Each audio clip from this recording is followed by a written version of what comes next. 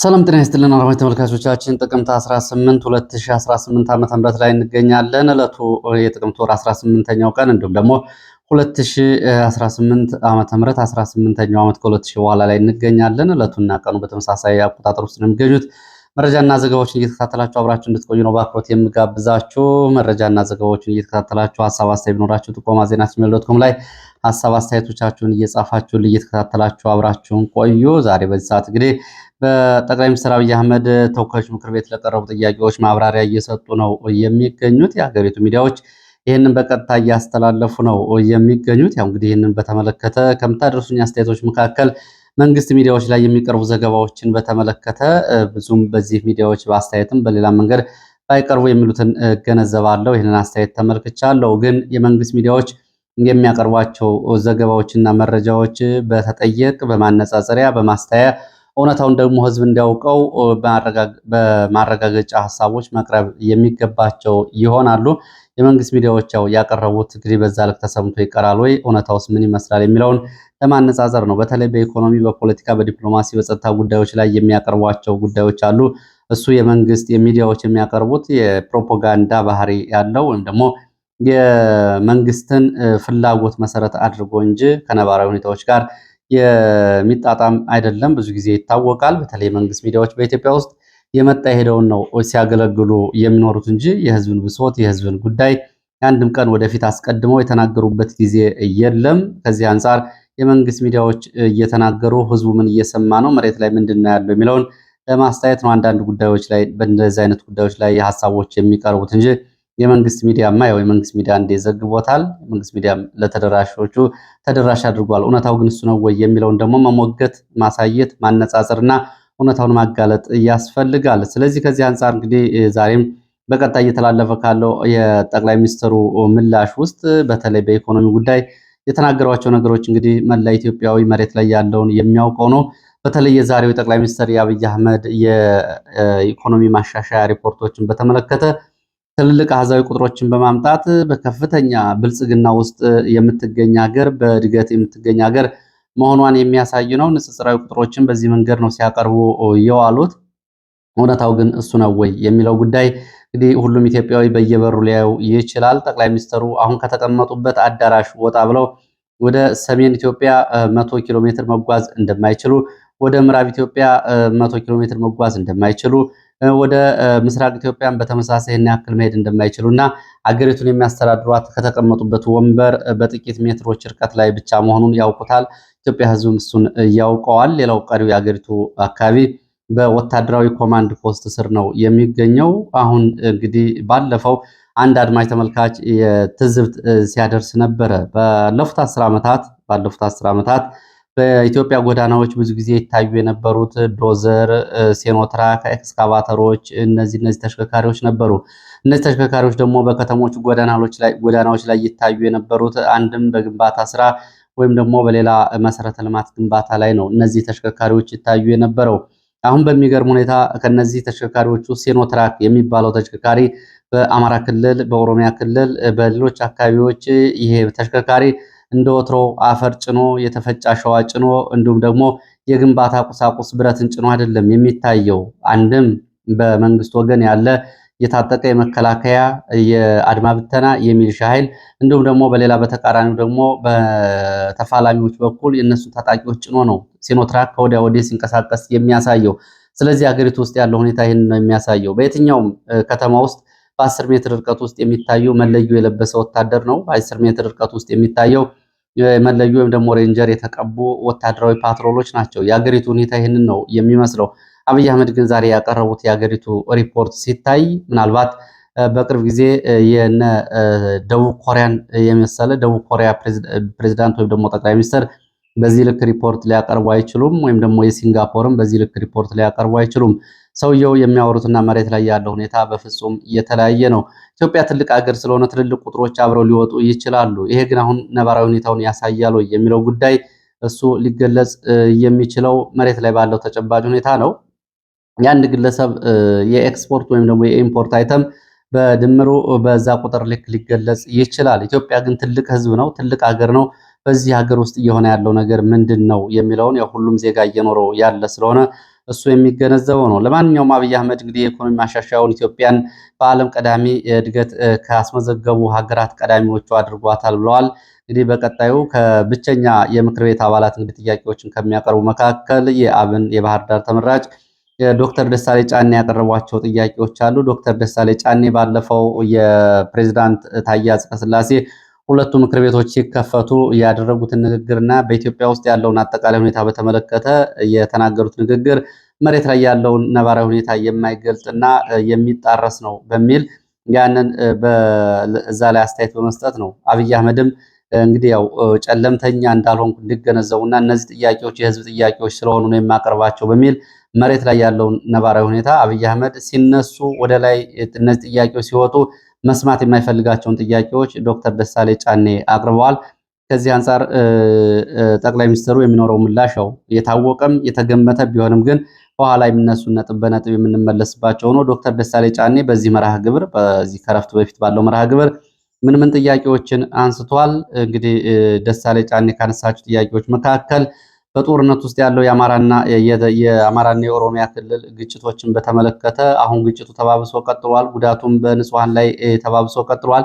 ከዚህ አንጻር ለመሆኑ ጠቅላይ ሚኒስትር አብይ አህመድ የጸጥታ መሪ እንደመሆነው መጠን መቼ ነው ይህንን የውድመትና ኪሳራ በግልጽ ለህዝብ የሚያቀርቡት የሚል ተጠየቅ ጥያቄ አቅርቧል። ከዛ ባሻገርም እንግዲህ ከቀይ ባህር ከትግራይ ከሌሎች ጉዳዮች ላይ አንጻርም እንደዚህ ጥያቄዎች ቀርበዋል። ጽንፈኛና አሸባሪ እያሉ ለመውጋት ወታደር ከማሰማራት ባሻገር ፖለቲካዊ መፍትሄ ለማምጣት ምን የተለየ መፍትሄ አዘጋጅታችኋል የሚል ጥያቄም እንደዚሁ ዶክተር ደሳሌ ጫኔ አቅርቧል።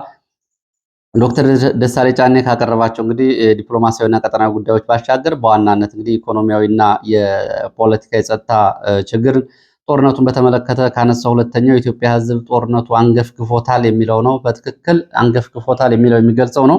ህዝብ ተንቀሳቅሶ መስራት አልቻለም።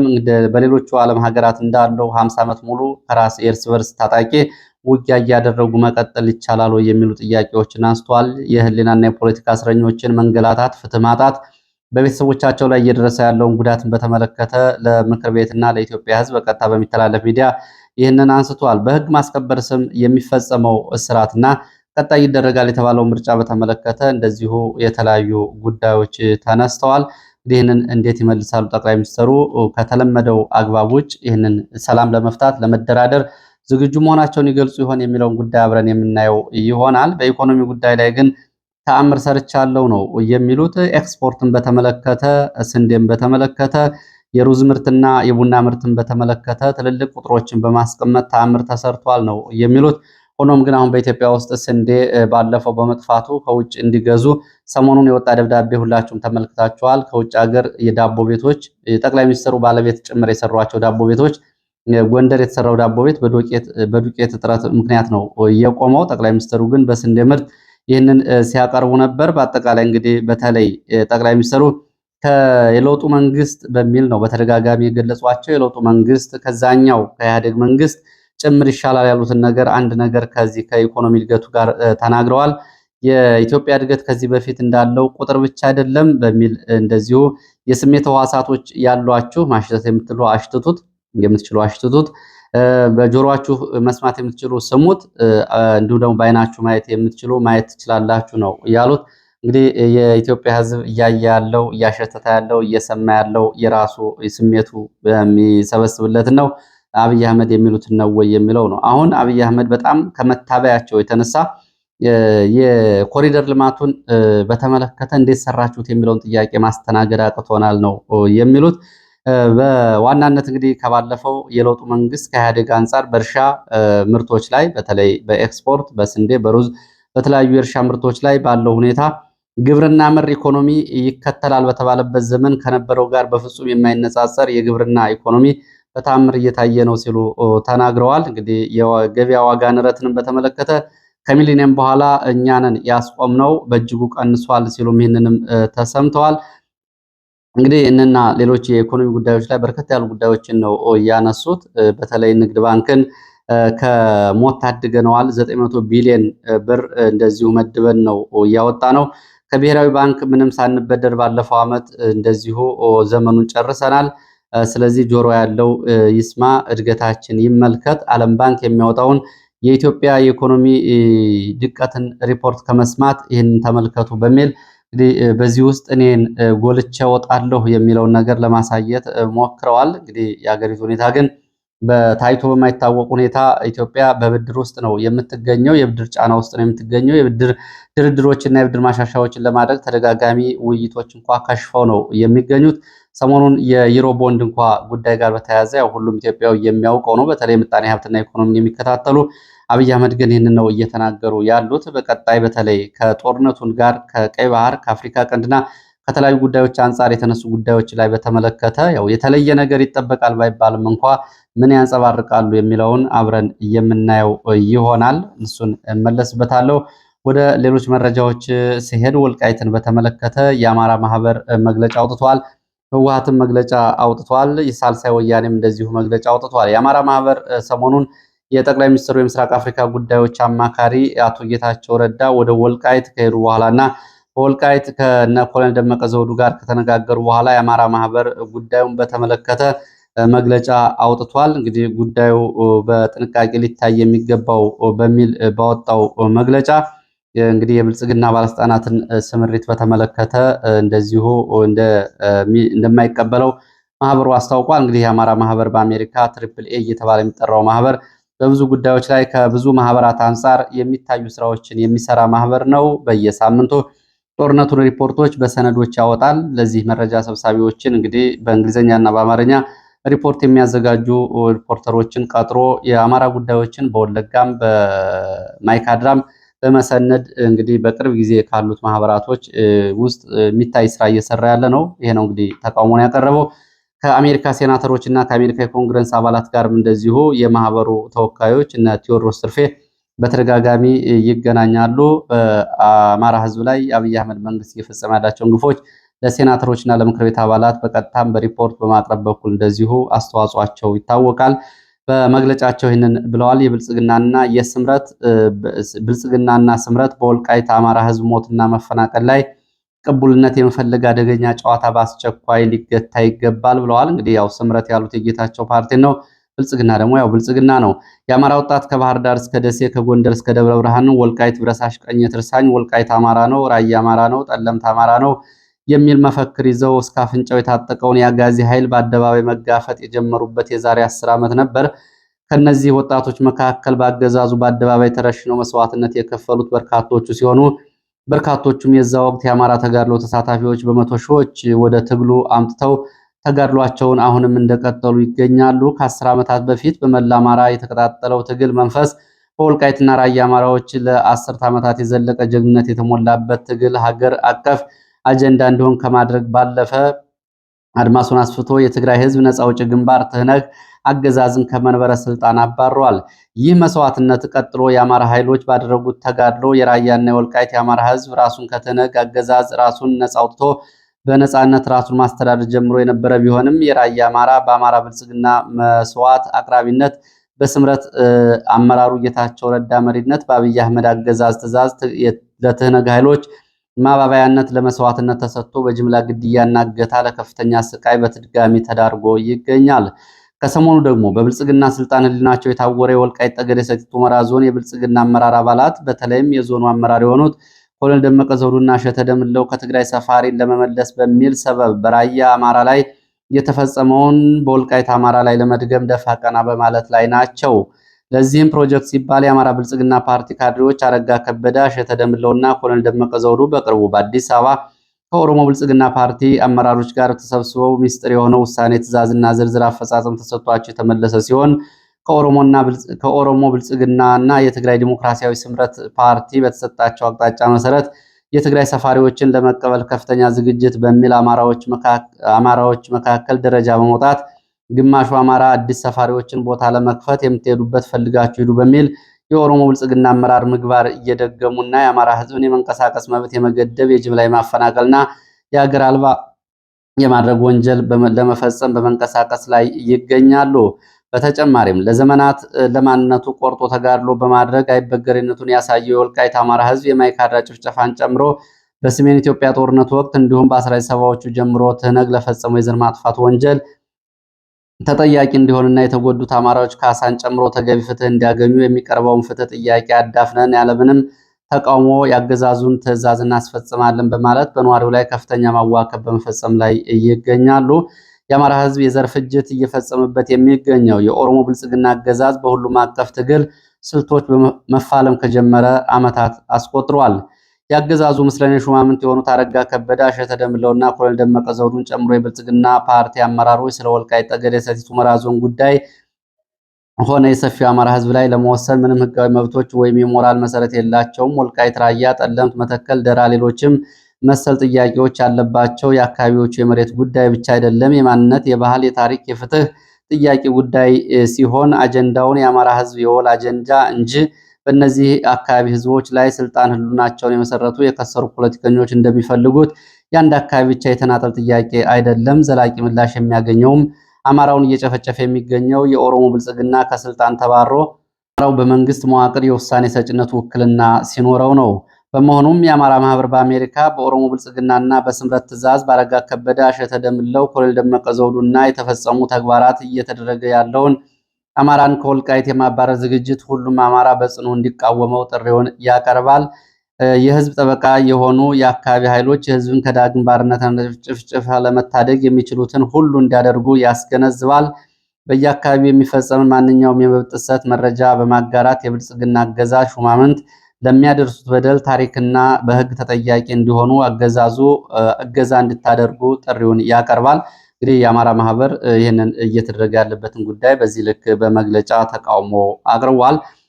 ከዚህ ጋር በተያያዘ እንግዲህ ይሄ መግለጫ የአማራ ማህበር ይህንን ባወጣበት፣ በሌላ ጎኑ ደግሞ ህወሓት ደግሞ እንደዚሁ የፌዴራል መንግስቱን በዚህ መግለጫ ጉዳይ አስጠንቅቋል። በዚህም የህወሓት የአጸፋ በሚመስል መግለጫው እንግዲህ ሰሞኑን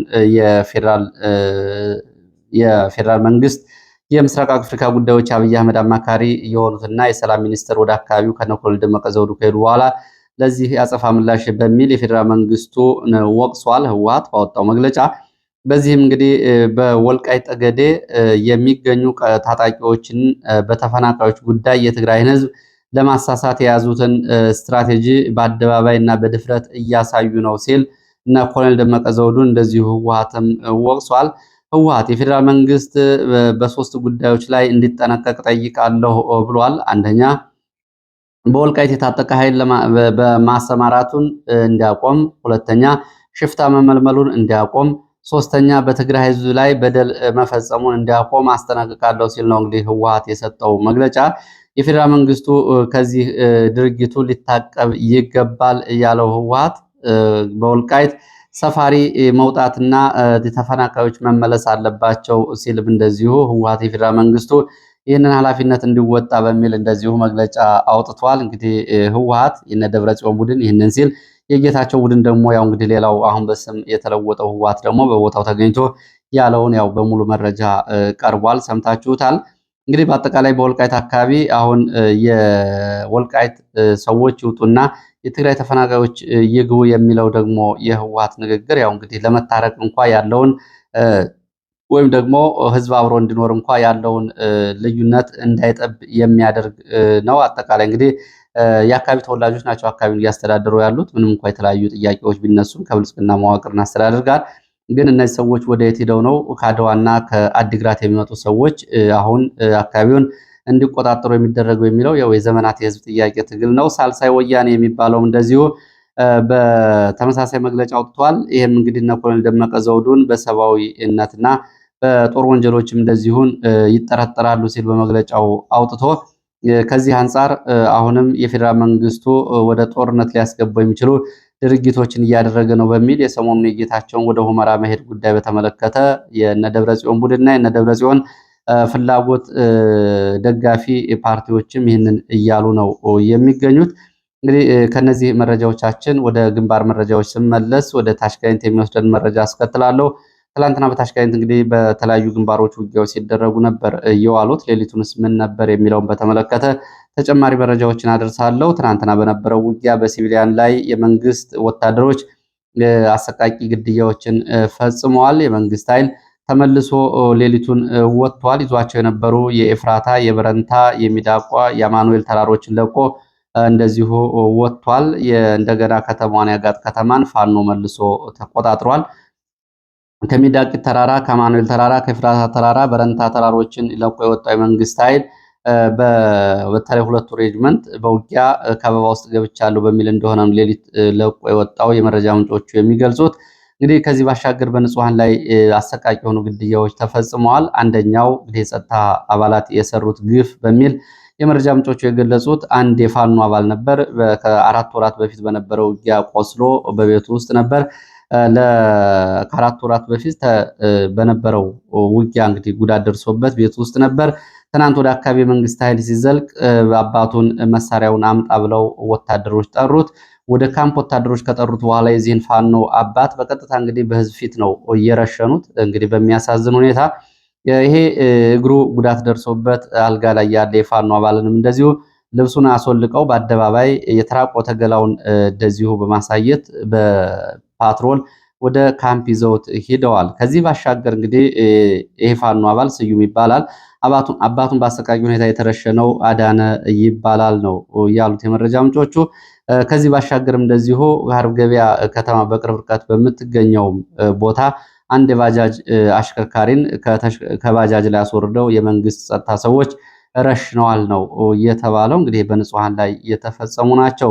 እንግዲህ ከ3 አቅጣጫ ገብቶ የነበረው የመንግስት ኃይል ለ7 ቀናት የዘመቻ እቅድ ይዞ ገብቶ እንደነበር የሚገልጹት የመረጃ ምንጮች አንደኛው ከስማዳ ከሙጃ ሮቢት በጨፋ ወንዝ በኩል፣ ሁለተኛው ከላይ በተገለጹት ተራሮች ከላይ ጋይንት እንዲሁም ደግሞ ከታች ጋይንት አርብ ገበያ እንደዚሁ ወደ አጋጥ በ3 አቅጣጫ ለ7 ቀናት ይዞ የገባው የመንግስት ኃይል ፈረስ መግሪያ ተብሎ የሚጠራው አካባቢና የፍራት አካባቢ በነበሩ ውጊያዎች ያልገመተውን ጉዳት ማስተናገዱን ተከትሎ በአምቡላንስ ቁስለኞቹን ሲያጓጉዝ ከቆየ በኋላ ተመልሶ ወጥቷል። እንደውም እዚህ ፈረስ መግሪያ ተብሎ የሚጠራው አካባቢ የሻምበል መሪም እንደዚሁ ጉዳት ሳይደርስበት አይቀርም። ያው እንግዲህ የ7 ቀናት ኦፕሬሽን በዚህ በ24 ሰዓት ባልሞላ ጊዜ ውስጥ እንደዚሁ ከሽፎ የመንግስት ኃይል አካባቢውን ለቆ ወጥቷል ነው የተባለው።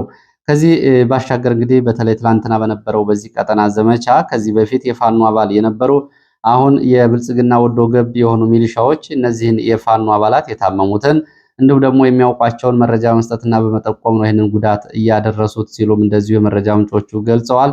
እንግዲህ በቀድሞ የፋኖ አባላት የነበሩ ወደ ብልጽግና ገብተው ወዶ ገብ ሚሊሻ ከሆኑ በኋላ በሚያውቁት መረጃ ልክ ነው ይህንን ጉዳት እያደረሱ ያሉት። እንግዲህ 2 ሬጅመንት የመንግስት ኃይል በገባበት በፈረስ ሜዳና ኤፍራታ ቀጠና በነበረ የድሽቃና የሞርተር ውጊያ በአሃዛዊ ቁጥር ያልታወቁ ጉዳቶች መድረሳቸው ነው የተገለጸው። ወደ ሌላው መረጃችን ስንሄድ ትላንትና እንደዚሁ ደቡብ ጎንደር ብርቱ ውጊያዎች ሲደረግባቸው ከዋሉት አካባቢዎች ደራና እስቴ አካባቢዎች ይገኙበታል። በደራ ቀጠና በተለይ በተለያዩ ግንባሮች በነበረው ውጊያ ሰብአዊ፣ ቁሳዊ፣ ወታደራዊ ኪሳራ ደርሷል። ሳና፣ ቴሌ፣ ቆሚሳ እስከ እስላም መቃብር፣ ሊባኖስ፣ ቸሮ ተራራ፣ ገላውዲዮስ፣ ሞሻ፣ ሐዋርያት፣ አቦ ሚካኤል፣ ቴሌ እና ኳንኳይ ገብርኤል ተብሎ እስከሚጠሩ ድረስ ከማለዳ 11 ሰዓት እስከ አመሻሹ ድረስ የደፈጣ የመደበኛ የግንባር ውጊያዎች ሲደረጉ ውለዋል። በውጊያዎቹ እንግዲህ ሰብአዊ፣ ቁሳዊና ወታደራዊ ኪሳራ ደርሷል። እንግዲህ በእንዲህ እንዳለ አመሻሹን በዚህ አካባቢ በነበረው ውጊያ ጫና ምክንያት ድጋፍ ለማድረግ ከመካነ ኢየሱስ የመንግስት ኃይል መውጣቱን ተከትሎ አመሻሹን ፋኖ መካነ ኢየሱስ የእስቴ ወረዳ ዋና ከተማን መቆጣጠሩ ተገልጿል። ወደ ልጫና ግንደጠመም የመንግስት ኃይል ሲወጣ ነው ከተማውን የተቆጣጠሩት። ከተማው ውስጥ የነበረው የመንግስት ኃይልም የተወሰነ ተኩስ አጸፋ ምላሽ ከሰጠ በኋላ ለቆ ወደ አቦ ተራራ ነው የወጣው። መካነ ኢየሱስ ከተማን ለቆ የወጣው የመንግስት ኃይል ሌሊቱን ከደብረ ታቦር ከአንዳ ቤት ተጨማሪ ኃይል በማስገባት አሁን ወደ መካነ ኢየሱስ ከተማን መልሶ ለመያዝ ጥረት እያደረገ ሲሆን ፋኖም እንደዚሁ ሌሊቱን አብዛኛውን የከተማዋን አካባቢዎች ለቆ መውጣቱን ነው ለማወቅ የተቻለው። እንግዲህ በዚህ በሰሞኑ በዚህ ቀጠና በነበረው ውጊያ ከፍተኛ ሰብአዊ፣ ቁሳዊ ጉዳት መድረሱ ይታወቃል። በዚህ ትናንትና አንድ የመረጃ ምንጭ አንድ አድማ ብተና አባል እንደዚሁ ሲናገር ሰማሁት ያለውን አድርሷል። ይሄ አድማ ብተና አባል በስቴ በመካነ ኢየሱስ አጠቃላይ 165 የሚደርሱ የአድማ ብተና አባላት እንደነበሩ ገልጾ አሁን ግን ያሉት የአድማ ብተና አባላት ከ20 አይበልጡም ሲል መናገሩንና ጥቂት ብቻ ነን የቀረ ነው። በእነዚህ እንግዲህ በውጊያ እና በግዳጅ ቀጠና በመጥፋት በዚህ መንገድ እያለቀ ነው ሲል ገልጿል። ከደብረ ታቦር አዲስ ኃይል ተጨምሮ መጥቶ ነበረ፣ እነሱም ጋር ገና አልተግባባንም ሲል መናገሩን ነው የመረጃ ምንጩ የገለጹት። እንግዲህ ከመካነ ኢየሱስ እስከ ደራ አርብ ገበያና ገላውዲዮስ ድረስ በነበረው ውጊያ የአማራ ፋኖ ብሔራዊ ኃይል አንደኛ ኮር ውባንተ ኮር ነው እንግዲህ የተለያዩ ክፍለ ጦሮች እና ብርጌዶች በዚህ ቀጠና ውጊያ እና ዘመቻ ሲያደርጉ የነበረው። ለዚህ ሰዓት ያስኳቸው መረጃዎች እነዚህ ናቸው። እንግዲህ በሌላው በቀጣዩ መርሃ ግብር ዝርዝር መረጃዎችን የግንባር መረጃዎችን እንዲሁም ደግሞ ጠቅላይ ሚኒስትር አብይ አህመድ ሰላም ለማምጣት በፓርላማ የሚያደርጋቸው ለሰጣቸው ምላሾች ካሉ እሱን ከመሬት ላይ ካሉ ነባራዊ ሁኔታዎች ጋር በማገናዘብ ይዤ መለስ ይሆናል። ለነበረን ቆይታ በእጅጉ አመሰግናለሁ። መልካም ጊዜ